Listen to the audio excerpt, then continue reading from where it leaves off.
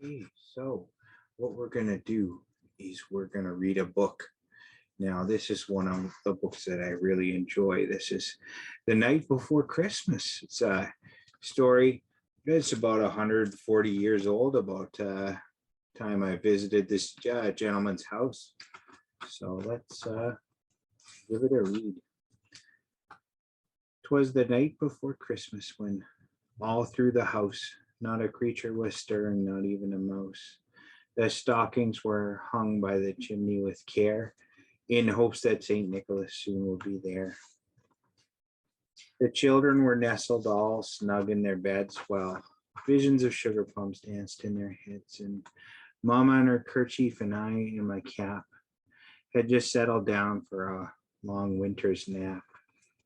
When out on the lawn there arose such a clatter, I sprang from my bed to see what was the matter. Away to the window I flew like a flash, tore open the shutters and threw up the sash. The moon on the breast of the new fallen snow gave the luster of midday to the objects below. When what to my wondering eyes should appear but a miniature sleigh and 8 tiny reindeer, and a little old driver, so lively and quick I knew in a moment it must be Saint Nick. More rapid than eagles as coursers they came, and he whistled and shouted, and he called them by name. Now Dasher, now Dancer, now Prancer and Vixen, on Comet, on Cupid, on Donder and Blitzen, to the top of the porch, to the top of the wall.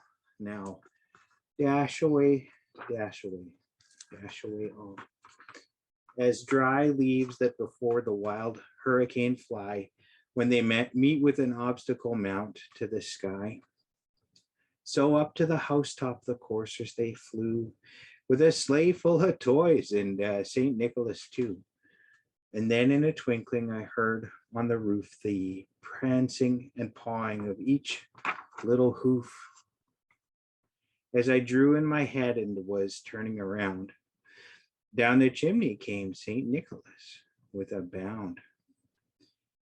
He was dressed all in fur from his head to his foot, and his clothes were all tarnished with ashes and soot. A bundle of toys he had flung on his back, and he looked like a peddler just opening up his sack. His eyes, how they twinkled. His dimples, how merry. His cheeks were like roses, his nose like a cherry. His droll little mouth was drawn up like a bow, and the beard of his chin was as white as the snow. The stump of a pipe he held tight in his teeth, and the smoke, it encircled his head like a wreath. He had a broad face and a round little belly that shook when he laughed like a bowl full of jelly. He was chubby and plump, a right jolly old elf, and I laughed when I saw him in spite of myself. A wink of his eye and a twist of his head soon gave me to know I had nothing to dread. He spoke not a word, but went straight to his work, and he filled all the stockings and turned with a jerk, and laying a finger aside of his nose, and giving a nod up the chimney, he rose.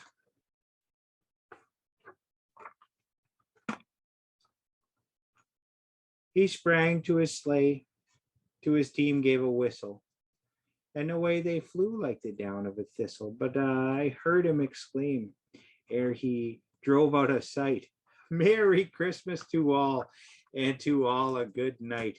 Oh boy, I remember stopping in there. That was a fine evening. Okay, so thanks so much for tuning in for a little story today. I hope everybody's going to get some sleep tonight. Keep in mind that I do know when you're sleeping, so do your best. All right, bye now.